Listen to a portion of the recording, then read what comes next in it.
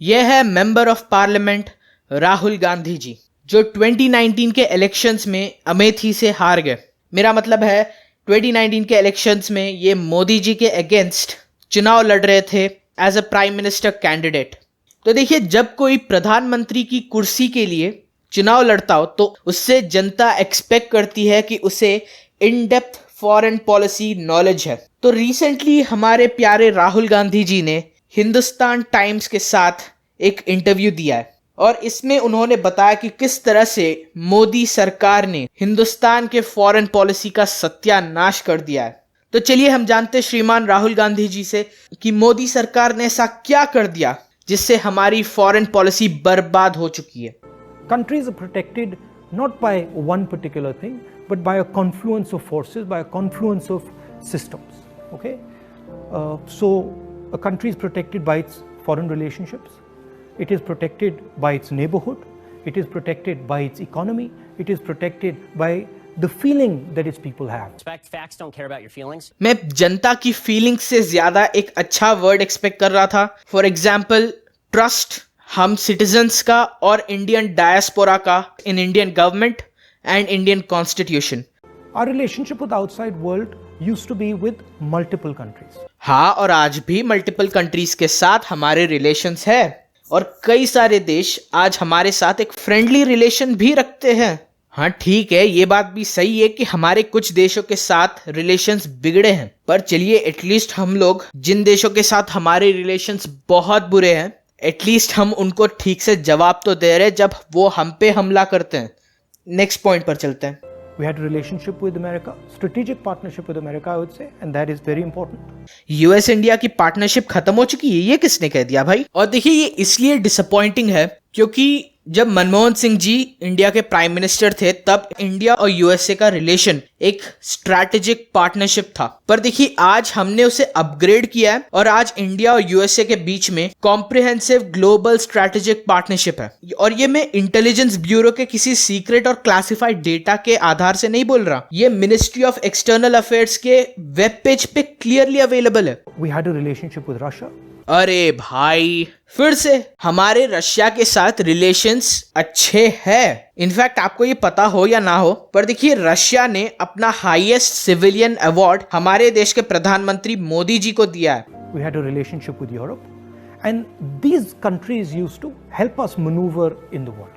India और European relation, देखिए इस पे मैं दोनों सरकारों को क्रिटिसाइज करना चाहता हूँ। जब हम लोग रिलेशंस की बात करते तो उसमें इकोनॉमिक रिलेशन भी एक एस्पेक्ट होता है। ना बीजेपी सरकार ने और ना कांग्रेस के सरकार ने यूरोपियन यूनियन के साथ इंडिया की ट्रेड डील को आगे बढ़ाया। देखिए आज भी ये अटका हुआ है बातचीत में, बल्कि मैंने अपने दूसरे वीडियो में भी ये कहा था कि वियतनाम इसका भरपूर फायदा उठा रहा है, जबकि हम लोग पीछे रह गए। और जहां तक बात होती है पॉलिटिकल सपोर्ट की, देखिए फ्रांस आज इंडिया का एक बहुत ही अच्छा दोस्त बन चुका है। जर्मनी के साथ जो हमारे संबंध तब थे वो आज भी है। यूके हमारी मल्टीपल फ्रंट्स पर मदद कर रहा है और इनफैक्ट D10 में भी हमें आमंत्रित कर चुका है। और जहां तक बात है जापान की, देखिए मैंने फिर से एक और वीडियो बनाया था, आप वो जरूर देखिएगा, आपको काफी कुछ जानने को मिलेगा। पर रिसेंटली जब चाइना ने इंडिया पे एग्रेशन दिखाया था तो जापान पहला देश था जिसने एक एग्रेसिव रिस्पॉन्स दिया था चाइना को। तो बहुत ही अच्छे रिश्ते इंडिया और जापान के बीच में। Today, our relationship has become transactional. We have a transactional relationship with the United States. We have disturbed our relationship with the Russians. We have a transactional relationship with Europe. Foreign policy और relations हमेशा transactional ही होते हैं। मैं आप सबसे request करता हूं, आप एक मिनट ये सोचकर देखिए, हम इंडियंस से पसीने की जगह सोना नहीं टपकता जो पूरी दुनिया हमसे प्यार करेगी। हर देश अपने इंटरेस्ट के बारे में ही सोचता है and foreign relations are always transactional. Earlier, Nepal was a friend, Bhutan was a friend, Sri Lanka was a friend. Our neighborhood, other than Pakistan, was working with India and saw itself as being partnered with India. ओ भाई, मारो मुझे, मारो मारो मुझे, मारो मारो। नहीं ये मजाक हो रहा है, एक सेकंड यार, मजाक हो रहा है। Bhutan is still a friend, Bangladesh is still a friend, Myanmar is still a friend. ये कहा कि लॉजिक यूज कर रहे भगवान जाने। Sri Lankans have given a port to the Chinese.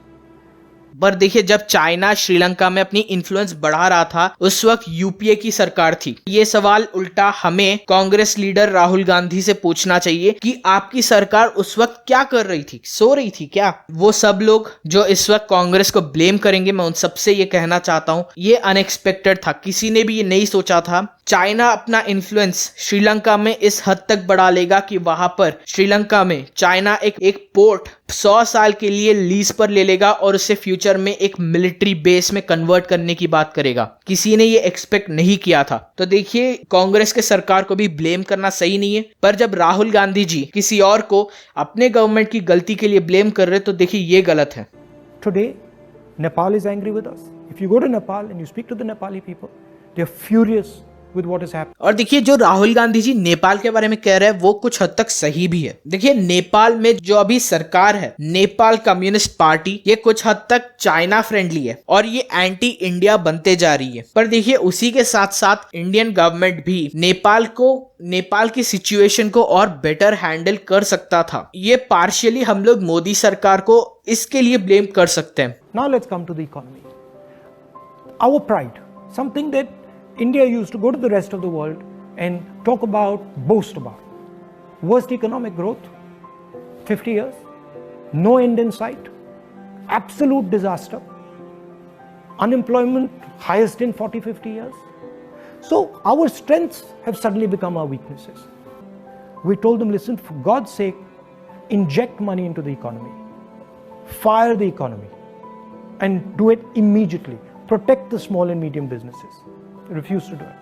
अगर आपको ये इंजेक्ट मनी का स्टेटमेंट ठीक से समझ में नहीं आया हो तो राहुल गांधी जी ये कहना चाह रहे कि हिंदुस्तान की सरकार डायरेक्टली जनता को पैसा दे। चाइना ने इसी का इस्तेमाल किया है, वो अपने देश में अपने नागरिकों को पैसा प्रोवाइड कर रहे हैं जिससे वो डिमांड जनरेट कर रहे हैं। वो अपने देश के इकोनॉमी को अभी रिवाइव कर चुके हैं। तो क्या इंडिया को भी ये करना चाहिए? देखिए हमारी सरकार पागल नहीं है, हिंदुस्तान की सरकार भी ये नहीं चाहती कि हिंदुस्तान का इकोनॉमी पूरी तरह से बर्बाद हो जाए। पर देखिए प्रॉब्लम यह है कि हम चाइना नहीं है। चाइना में मैन्युफैक्चरिंग इंडस्ट्री बहुत ही ज्यादा स्ट्रांग है। अगर वहां पर लोग पैसा खर्च करते हैं इकोनॉमी में कंट्रीब्यूट होता है क्योंकि हर चीज वहीं पे मैन्युफैक्चर होता है। पर क्या इंडिया के साथ वही होता है? जी नहीं। मैं अपने पहले कई सारे वीडियोस में ये बता चुका हूं कि इंडिया एक बहुत ही बड़ा इंपोर्टर है। इंडिया सबसे ज्यादा इंपोर्ट करता है चाइना से। तो आप एक बार सोच कर देखिए, अगर गवर्नमेंट डायरेक्टली लोगों को पैसा भी दे दे तो क्या ये इंडियन इकोनॉमी में कंट्रीब्यूट होगा या डायरेक्टली किसी और देश जो इंडिया को अटैक कर रहा है, क्या ऐसे देश के पॉकेट में हम लोग पैसा नहीं डाल रहे? आप लोग सोच कर देखिए और मुझे कमेंट सेक्शन में ये जरूर बताइए। पर इकोनॉमी में ये एक चीज है जिसमें मैं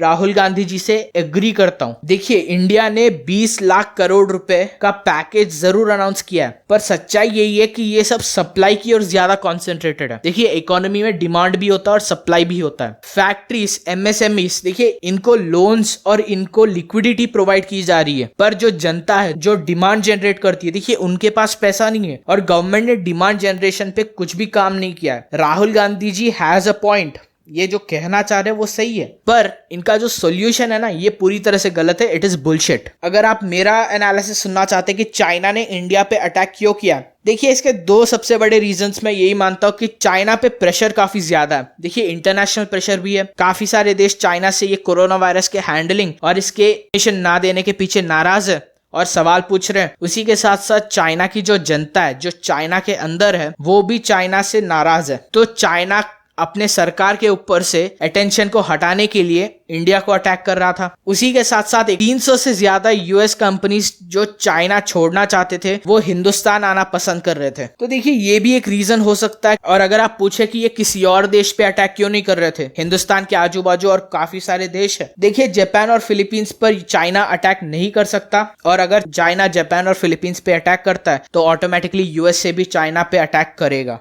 रशिया के साथ ये युद्ध नहीं करेंगे। रशिया बहुत ही ज्यादा ताकतवर है और रिस्क बहुत ज्यादा है। नेपाल, भूटान, वियतनाम, देखिए ये सब छोटे छोटे देश है और ये तो चाइना का रोज का काम है इन पे हमला करना, इनका जमीन हड़पना, और बचता कौन है? पाकिस्तान, पालतू कुत्ता है, आई मीन अच्छा दोस्त है, और इन पे अटैक करना इट डजंट मेक सेंस। बचता है इंडिया, एक बड़ा देश है, ताकतवर देश है। पर देखिए, मैं जाने से पहले आपसे सिर्फ ये कहूंगा कि राहुल गांधी जी सरकार पे ये दबाव डालने की कोशिश कर रहे थे। जब इंडियन आर्मी और चाइनीज पीपल्स लिबरेशन आर्मी के बीच में स्टैंड ऑफ चल रहा था, उस वक्त राहुल गांधी जी ने काफी सारे ट्वीट किए थे जो हमारे देश के सरकार से पूछ रहा था और हमारे ऊपर दबाव डाल रहा था। देखिए, राहुल गांधी जी किसे सपोर्ट कर रहे हैं? इन्हें चाइना से और यूनाइटेड नेशन से ये सवाल पूछना चाहिए कि चाइना एग्रेशन क्यों दिखा रहा है। उल्टा ये हिंदुस्तान से ये सवाल पूछ रहे हैं। मैं इसी नोट पे आज की वीडियो खत्म करता हूं। आप बताइए, आप क्या सोचते हैं? क्या आप मेरे व्यू से अग्री करते हैं या नहीं तो आप डिसएग्री करते हैं? आप नीचे कमेंट सेक्शन में जरूर बताइए। और अगर आपको ये वीडियो पसंद आया तो लाइक कीजिए, शेयर कीजिए, सब्सक्राइब कीजिए और नोटिफिकेशंस को ऑन कीजिए। मैं आपको अगले वीडियो में मिलता हूं। नमस्कार।